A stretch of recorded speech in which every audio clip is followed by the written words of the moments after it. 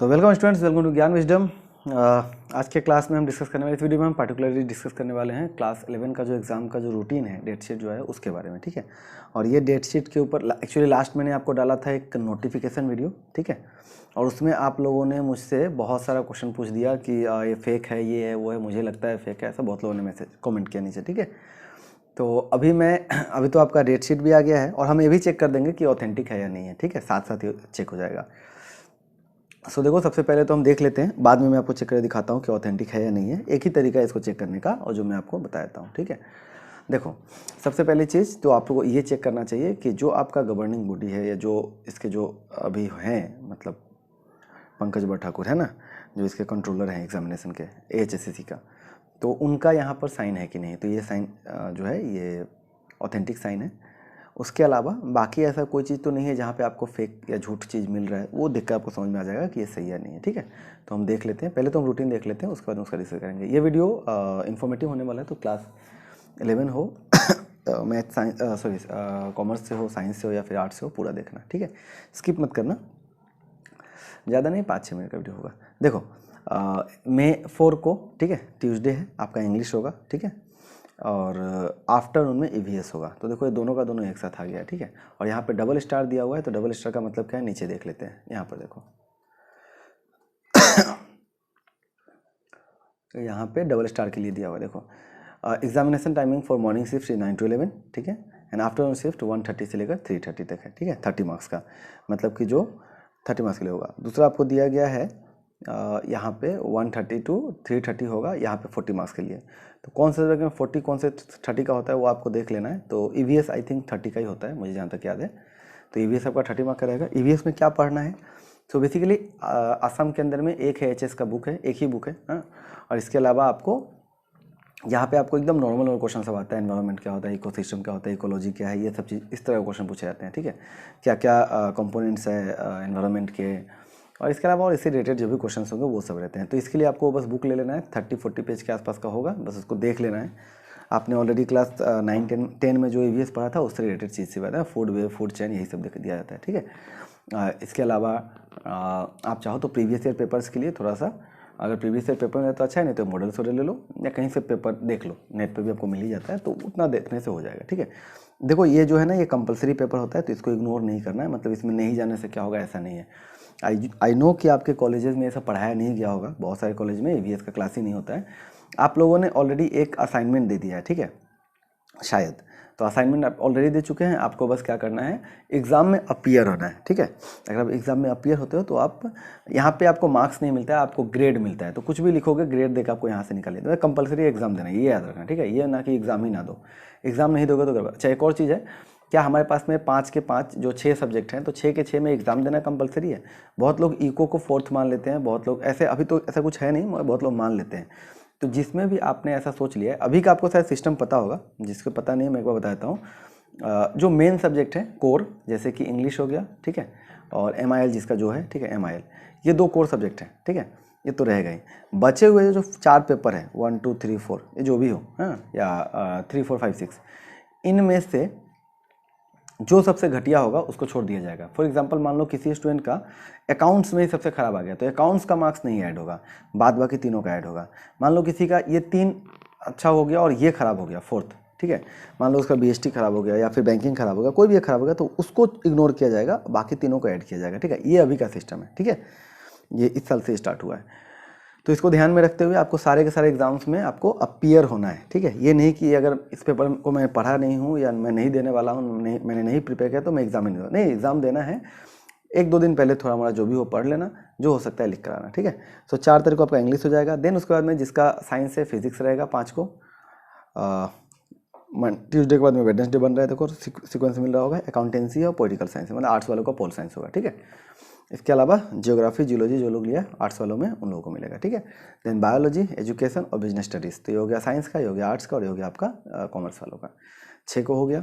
कोई आपको छुट्टी उट्टी नहीं दिया गया, लगातार एग्जाम सब है। ठीक है, MIL आपका रहेगा या फिर ऑल्टी, तो जो लोग ऑल्टी लिए हैं उनका ऑल्टी है, और जो MIL असमीज़, बंगाली, हिंदी जो भी लिए रखा है तो उन लोगों को मिलेगा। ठीक है, देन 8 को आपके पास में केमिस्ट्री, फाइनेंस और हिस्ट्री। नाउ फाइनेंस क्या है आपको याद होगा, आपके बुक का नाम मे भी बैंकिंग हो सकता है, क्योंकि वहाँ पे अपडेट नहीं आया है। ठीक है, तो वही बैंकिंग को फाइनेंस कहा गया है। ठीक है, नेक्स्ट यहाँ पर देखते हैं 11th। अब आपको 8 के बाद में एकदम बढ़िया से छुट्टी मिल रहा है, ठीक है। देखो बीच में आ गया एक तो बिजनेस मैथमेटिक्स एंड स्टैटिस्टिक्स, तो ये होता है आपका BMS वाला, ठीक है, जिसको हम लोग पहले CMS बोलते थे, तो वही CMS वाला है 11 तारीख को, ठीक है। इसके लिए अच्छा है कि 2 दिन छुट्टी मिल गया है।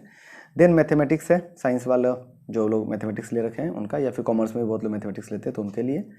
उसके बाद में यहाँ पर एंथ्रोपोलॉजी या सोशियोलॉजी, बायोटेक्नोलॉजी, बीहू, जो भी अभी नया नया जो सब्जेक्ट ऐड हुआ है उन सभी को यहाँ पे दिया जाएगा 18। Then computer science and applications CSA जो है वो आपका 19 को होगा। और उसके बाद में आपका आ जाता है यहाँ पर ED जो लोग लिए हैं उनके लिए बहुत कम लोग लेते हैं, ठीक है।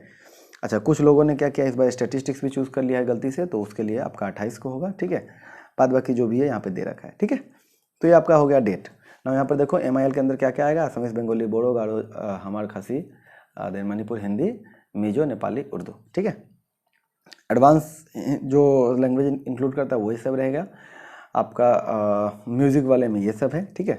और यहाँ पे आपको दे दिया गया कि एग्जामिनेशन जो होगा मॉर्निंग शिफ्ट का होगा 9 to 11, मतलब जो फर्स्ट जो 2 लाइन था ना, तो फर्स्ट वाला 9 to 11 और सेकेंड वाला जो था वो आपका है 1:30 to 3:30, ठीक है, जैसे 12 वालों का होता है, ठीक है। अच्छा, अब हमें देखना है कि ये जो है, ये जो हमारा जो रूटीन है ये ऑथेंटिक है कि नहीं, ठीक है। इसे कैसे देखेंगे, जस्ट कैलेंडर से आपको मैच करना होगा। तो आपको मैं दिखा के देता हूँ। देखो यहाँ पे May 4 क्या है, ट्यूसडे है, ठीक है। तो हम देखते हैं, देखो ये रहा May और May 4 ट्यूसडे आ रहा है, दिख रहा होगा आपको यहाँ पर ना, ठीक है। मैं आपको ऐसे दिखा देता हूँ एक बार, ठीक है। यहाँ पे आपको दिख रहा होगा May 4 क्या है आपके पास में, ट्यूसडे, हाँ, है ना। May 4 आपके लिए क्या है, ट्यूसडे। नेक्स्ट देख लेते हैं, वहाँ से फिर हमारे पास में क्या था, 4 to 8 था सारा एग्ज़ाम, तो देखो 4 to 8 सारे आ गए सैटरडे तक। देन 11 को फिर से ट्यूसडे हो रहा है, तो देखते हैं, जस्ट डेट में चेक कर लो।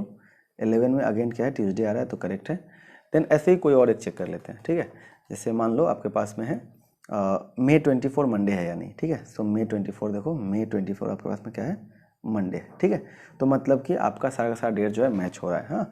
अब एक चीज़ अच्छा है, जो लोग इकोनॉमिक्स को इग्नोर करते हैं या फिर नहीं पढ़े होंगे पूरे साल भर, उनके लिए एक अच्छा खासा समय मिल जाता है। कॉमर्स वालों में ज़्यादातर चीज़ दिखा गया, ठीक है। आर्ट्स वाले तो पढ़ते ही हैं, तो उनके पास में एकदम बढ़िया सा समय है। देखो यहाँ से लेकर यहाँ तक टाइम मिल गया है, ठीक है, 22 तारीख तक, एकदम 1 सप्ताह के आसपास का टाइम मिल गया है। भयंकर टाइम है, आराम से आप लोग इसको देख सकते हो, ठीक है। अच्छा, एक और चीज़ बता देता हूँ, इसके बाद में एग्ज़ाम होने के बाद में आप लोग घर में बैठे मत रह जाना, ठीक है। एकदम लगातार 12 का स्टार्ट कर दो, क्योंकि वैसे भी आपको 12 में वेकेशन का टाइम मिलेगा नहीं इस बार। आप जैसे ही मई में एग्ज़ाम दे रहे हो, जून से आपका जो है क्या रहेगा, आपका 12 का स्टार्ट कर दो, ठीक है। और इस बार ये भी हो सकता है, may be, not sure, but may be, जैसा कोविड का सिचुएशन चल रहा है, मे बी यहाँ पर अगेन क्या होगा, आपका जो क्लासेस है वो ऑनलाइन में शिफ्ट हो जाएंगे। उस केस में भी, ऐसा होने पे भी, आप कॉलेज का काम तो कॉलेज कर लेगा, बट ट्यूशन्स वगैरह जो है जहाँ पे भी करना है, जैसे भी कर रहे हो आप, उसको कंटिन्यू करते रहना, क्योंकि लास्ट में जाके बहुत दिक्कत होता है। इस बार भी बहुत दिक्कत हुआ है लोगों को, ठीक है। तो ये नहीं कि ऑनलाइन अगर हो तो हम नहीं करेंगे, ऑनलाइन अगर अच्छा आपको मिल रहा है क्लास, ठीक है, तो आप ऑनलाइन भी कर सकते हो, ठीक है। जहाँ जितना क्वेश्चन जहाँ पर डाउट रहता है उसको बाद में सॉल्व करते हैं ना, बट चीज़ जो है वो करते चला जाना। देखो 12 का सिलेबस होता है बहुत बड़ा, इस बार 30% घटाने के बाद भी बहुत लोगों का सिलेबस अभी तक खत्म नहीं हुआ है, ठीक है। सो पूरा ट्राई करो, पूरा अच्छा से खत्म करो। अच्छा, रहा जहाँ तक 11 में पास होने का जो मैं टिप्स की बात कर रहा हूँ, तो 11 में कैसे पास होना है, एकदम 100% श्योर में बात बोल रहा हूँ। आपको कुछ ना कुछ लिख कर आना है, ठीक है। अब कुछ ना कुछ का मतलब ये नहीं कि जो सो भर देना है, ठीक है। जैसे मान लो एक क्वेश्चन मैं ऐसे ले लेता हूँ बिजनेस स्टडीज से, ऐसे मान लो क्वेश्चन ये आ गया, व्हाट इज़ मल्टीनेशनल कॉर्पोरेशन, ऐसा ही आ गया, ठीक है। MNC क्या होता है, ऐसा ही क्वेश्चन पूछ दिया। सो इस वर्ड का मीनिंग जो है ना, वो कम से कम जरूर लिख के आओ, ठीक है। मल्टी का मतलब मोर देन वन, नेशन मतलब कंट्री होता है, ठीक है ना। कॉर्पोरेशन कंपनी का होता है, तो ऐसा कंपनी जो एक से ज़्यादा देशों में काम कर रहा हो गया। इतना भी लिख कर अगर आओगे ना, तो आपको एटलीस्ट 1 मार्क्स मिल जाएगा, ठीक है। जो सो ना भर के आप कुछ काम की चीज़ भर दो, आपको अच्छा 1 नंबर आ जाता है, ठीक है। HS में हर सब्जेक्ट में आपको ट्राई करना है एटलीस्ट 50 आने का, ठीक है। इसके लिए आपको कम से कम 60 to 70 टच करके आना है, ठीक है। मैं नहीं बोल रहा हूँ अच्छा से लिख कर आना है, ठीक है। आप 50 अगर 70 का लिख कर आते हो तो आराम से आपको 40, ठीक है ना, 40-50 के आसपास मिल जाता है, ठीक है। और डिपेंड करता है आप कैसा लिखते हो, कैसा आपका हैंडराइटिंग है, बाकी चीज़ों पे, ठीक है। तो चलो बाय बाय, मिलते हैं अगले वीडियो में, थैंक यू। और एक और चीज़, जो लोग अकाउंट्स वाले हैं उन लोगों के लिए नोट्स आ चुका है, तो वो लोग नोट्स ले सकते हैं, मुझे व्हाट्सएप पे कांटेक्ट कर सकते हैं, ठीक है। वीडियो पसंद है तो लाइक करना, शेयर करना, सब्सक्राइब करना, ठीक है। And bye bye, thank you. और बहुत सारे इंपॉर्टेंट क्वेश्चन भी मैंने दे रखे हैं, तो भी आप